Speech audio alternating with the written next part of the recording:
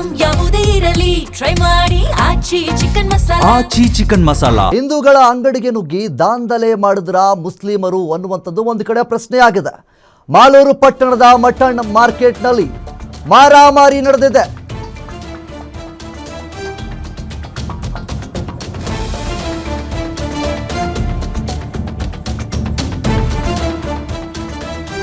ಇನ್ನು ಹಿಂದೂಗಳ ಅಂಗಡಿಗೆ ನುಗ್ಗಿ ದಾಂಧಲೆ ಮಾಡಿದ್ರ ಮುಸ್ಲಿಮರು ಅನ್ನುವಂಥದ್ದು ಕೂಡ ಅಲ್ಲಿ ಒಂದು ಕಡೆ ಪ್ರಶ್ನೆಯಾಗಿದೆ.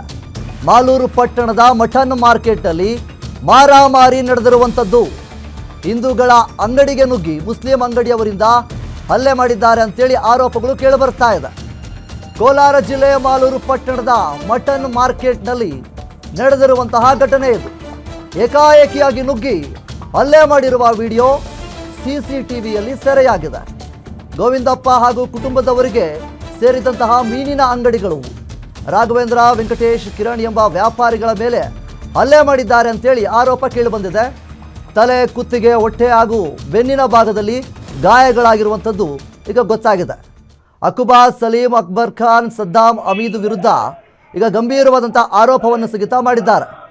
ಮಾಲೂರು ಪೊಲೀಸ್ ಠಾಣೆಯಲ್ಲಿ ಈಗಾಗಲೇ ಪ್ರಕರಣ ಕೂಡ ದಾಖಲಾಗಿರುವಂಥದ್ದು.